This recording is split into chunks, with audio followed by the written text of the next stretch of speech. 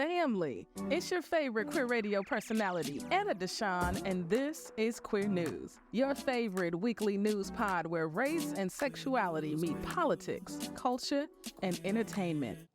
You hear those velvety tones? That's the voice of award-winning podcaster Anna DeShawn. She's an entrepreneur, storyteller, really everything. And was recently inducted into Chicago's LGBT Hall of Fame. She joins me in studio now. Great to have you here. Thanks for having me, Brandon. It's good to be here. I don't even know where to start with you because you've done so much. So let's just start with how you even got into this journey of doing podcasting and radio. How did that start for you? I always wanted to be Robin Roberts growing up. I was a gym rat. I love sports, and I wanted to be a sports broadcaster since I was a young kid. And my parents put me into journalism camps. I remember cutting tape even before I hit high school. And I just always knew the power, the impact media can have on folks. And I studied it in undergrad, and I just could never let go of the desire to want to tell stories. And radio became the place where I found a home. People was like, oh, I love your voice. And I didn't have to be seen by folks, which for a lot of people can be a lot. A lot of people on television don't look like me. There aren't masculine of center women on television anchoring any news. And so radio was a safe place for me, and I found a home. So when did you realize that you had this gift here? You started this queer radio station called E3 back in 2009. When did you realize you wanted to use, this gift you have to really empower queer stories and tell those stories? It was a journey, because when I say that I'm doing queer work, then they don't hear any of the other intersections in which I live. And so at first, it wasn't queer at all. At first, I was just going to tell our stories. But it was very evident by every guest I had, everything I talked about, that I really wanted to tell queer stories. Yeah. I wanted to uplift us who are living at the intersections, because there were so many people doing amazing work who weren't getting their flowers and their just due. And I felt like if they can't do it, I'll just build it. Being in media and navigating, being a black person and also being part of the queer community, has that been a challenge trying to navigate both? When you're growing up, yeah. Because people want you to choose. Black spaces wanted me to be black. Queer spaces were very white.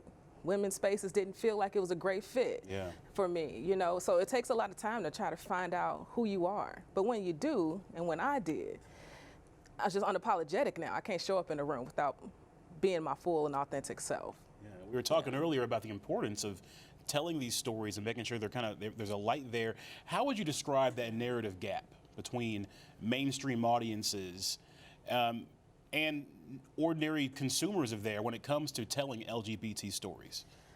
I think a good example of this is when on the Queer News podcast, we began reporting about Brittany Griner.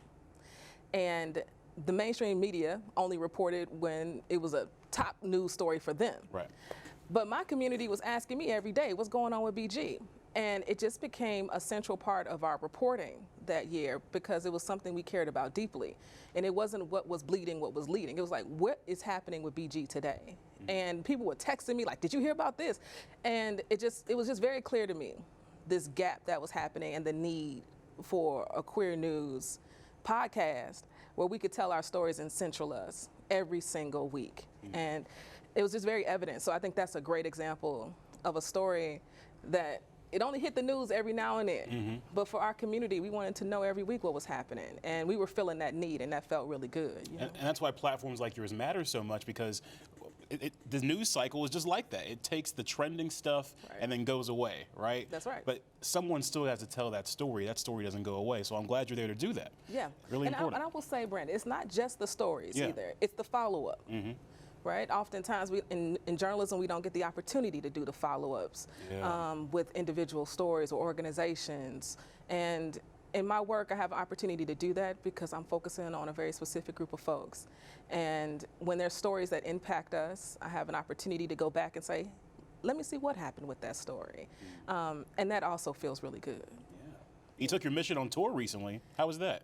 It was amazing. We did 6 activations in 5 different cities.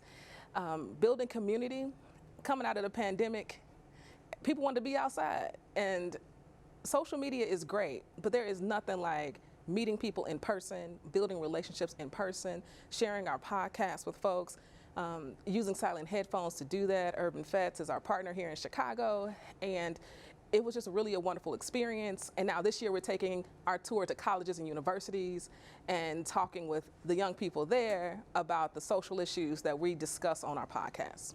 That's really cool. I mean, you're just doing amazing work, and probably the coolest honor you've had. This is pretty awesome. Inducted into the LGBTQ Hall of Fame. I mean, come on. That is still wild. Okay? Yeah. It is an incredible honor. My mentors are in the hall, so to be in the hall with them, alongside them, it's still, I often cannot find the words. Like, I can't find the words right now. It's still very hard to believe. Well, do you hope that you being in that hall, do you hope there's an impact that happens from that? I hope the impact is that those who are younger than me see that it's possible, that those who have come before me can see that the work is paying off. I'm not here without the people who did the work before me. The Vernita Grays, the Renee Ogletrees, the Mary Mortons, the Chris Smiths. I mean, I could go on, Yvonne Wellbaum. I could go on for like decades here around the work that Black lesbians have done in Chicago to ensure that I can sit here and talk with you about the work that I'm doing. I love that. Anna DeShawn, an honor talking to you. Thanks for being here. Thanks for having me. Absolutely. And you can check out Anna's work on the Queer News Podcast and theCUBE by visiting her website right there on your screen.